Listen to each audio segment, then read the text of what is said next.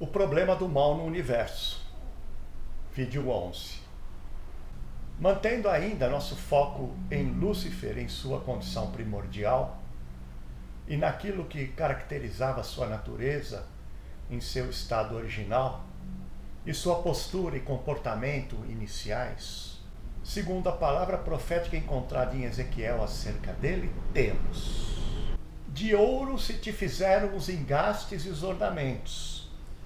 No dia em que foste criado, foram eles preparados. Tu eras querubim da guarda ungido, e te estabeleci. Permanecias no monte santo de Deus, no brilho das pedras andavas. Perfeito eras nos teus caminhos, desde o dia em que foste criado, até que se achou iniquidade em ti. Ezequiel 28, do verso 13 a 15.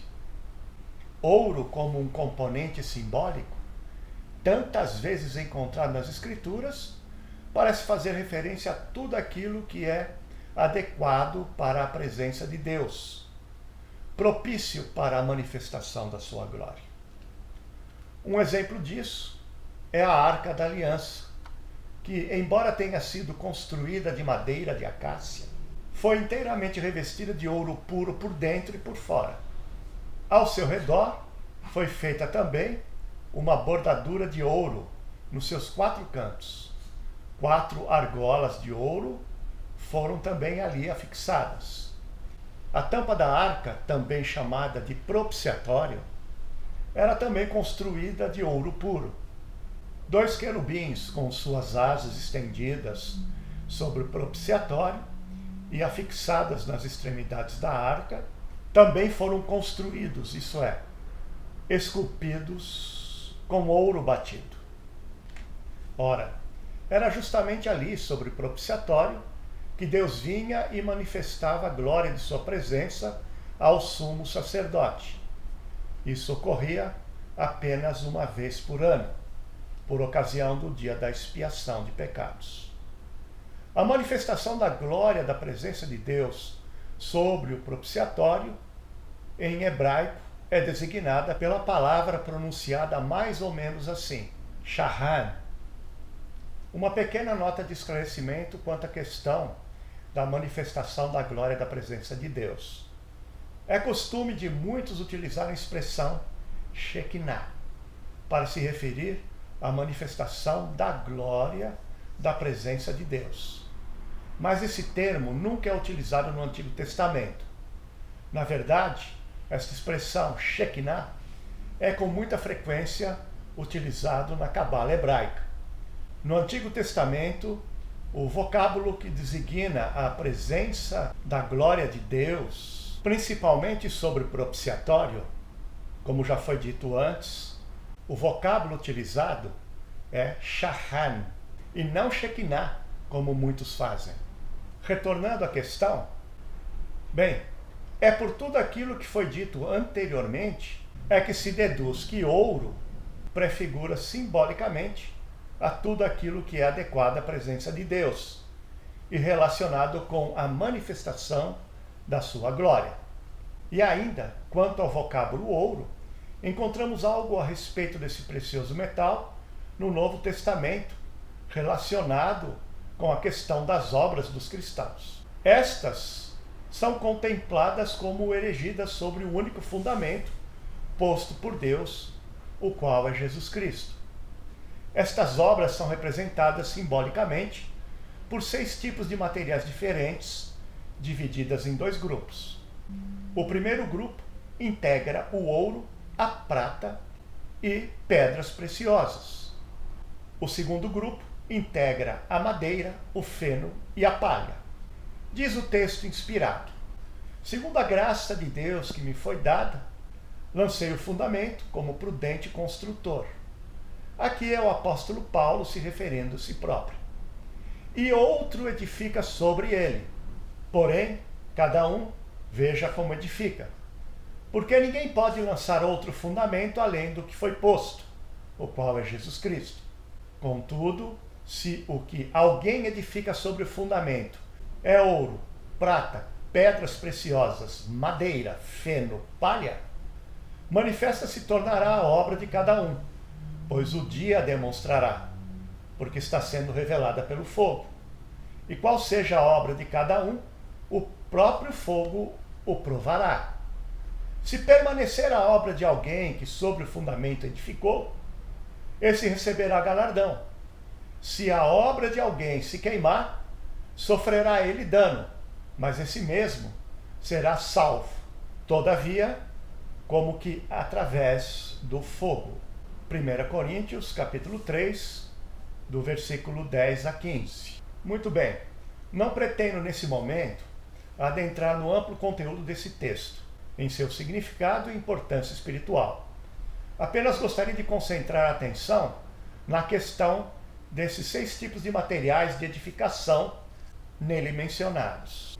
E como fica claro no texto, esses 6 materiais são componentes simbólicos representativos das obras dos cristãos, de seu serviço a Cristo, de suas realizações enquanto peregrinos sobre a terra. Coisas estas que têm implicações e efeitos na eternidade, certamente. Note bem que aqui o apóstolo faz referência a 2 grupos de 3 materiais adequados e 3 materiais inteiramente inadequados para o tipo de edificação que se pretende obter. Ouro, prata e pedras preciosas são materiais sólidos, preciosos, de valor elevadíssimo e magnificente. Madeira, feno e palha são materiais frágeis e perecíveis, sem valor comparativamente, e tanto inadequado quanto indignos para a espécie de edificação que se pleiteia aqui. Espiritualmente, reconhecemos que o ouro, a prata e as pedras preciosas têm como fonte o Deus triuno. Seu guiar, seus comandos, seu poder formam as bases para levar a cabo as realizações desejadas. Madeira, feno e palha, porém, tem como fonte o próprio homem, sua energia natural, sua vontade e sentimentos, sua própria autodeterminação, sua religiosidade carnal e assim por diante. O ouro, como já pudemos verificar, simboliza aquilo tudo que é correspondente à glória de Deus e adequado para sua presença. As pedras preciosas parecem assinalar atributos morais de extraordinária sublimidade e de elevada dignidade. Tanto ouro como pedras preciosas têm relação com Lúcifer em seu estado original, como já pudemos verificar. Porém, prata não. Prata na Bíblia assinala preço de resgate. Em quase toda ela é utilizada como meio de pagamento. A prata aponta para a obra propiciatória de Cristo sobre a cruz. Obra essa que lhe custou o seu próprio sangue, o qual foi derramado sobre o madeiro da cruz. Uma obra que lhe custou a sua própria vida. E é justamente esse sangue derramado que foi o altíssimo preço que o Filho de Deus teve que pagar para nosso resgate, para nossa salvação. Nada poderia ou pode nos resgatar do pecado e nos arrancar das mãos de Satanás e de seu império de trevas e morte, a não ser o sangue derramado do Filho de Deus sobre aquela cruz. É digno de nota que a prata foi utilizada como base de apoio do tabernáculo no deserto. O tabernáculo, como já foi mencionado antes, tipologicamente apresenta em ricos e maravilhosos detalhes a natureza divina e a natureza humana de Jesus Cristo e o seu maravilhoso e santo caráter, além de muitos aspectos de sua obra redentora. Deus houvera ordenado a Moisés que se fizesse recenseamento entre todo o povo de todos os homens acima de 20 anos, e que estes deveriam pagar o preço da expiação. Esse preço consistia em meio ciclo de prata, não importando se eram ricos ou pobres. O preço em prata era o mesmo para todos, e a esse pagamento foi dado o nome de o dinheiro da expiação ou a prata da expiação. E observem, foi esta mesma prata que foi utilizada para serem as bases para cada tábua do tabernáculo. Ao todo, eram 48 tábuas. E para cada tábua, 2 bases de prata deveriam ser colocadas sob elas.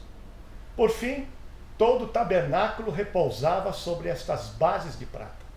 Ou seja, toda a casa de Deus repousava e estava sendo inteiramente sustentada pelo alto preço pago pelo dinheiro da expiação ou prata da expiação. Percebemos com tudo isso que na Bíblia a prata representa simbolicamente o preço pago por Cristo para obter a propiciação dos nossos pecados. Ou, como muitos preferem, para expiação dos pecados.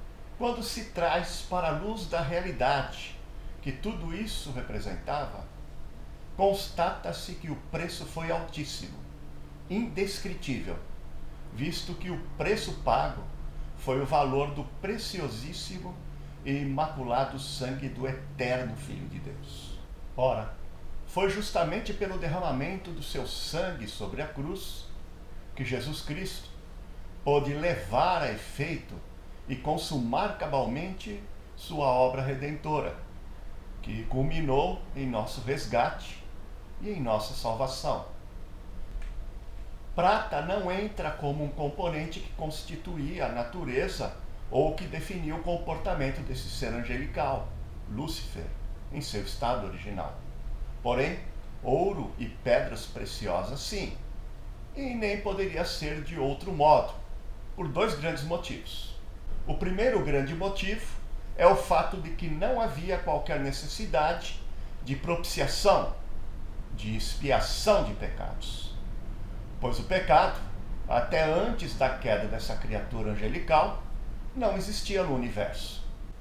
O segundo grande motivo repousa no fato de que Cristo não faz propiciação pelos seres angelicais que pecaram e seguiram Satanás, mas tão somente aos homens, porque assim está nas Escrituras. Pois ele, Jesus Cristo, evidentemente, não socorre anjos, mas socorre a descendência de Abraão.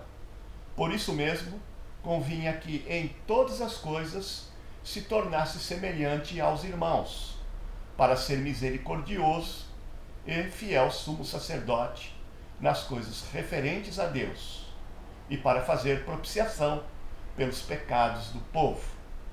Hebreus, capítulo 2, versículo 16 e 17. Continuaremos com este assunto no próximo vídeo.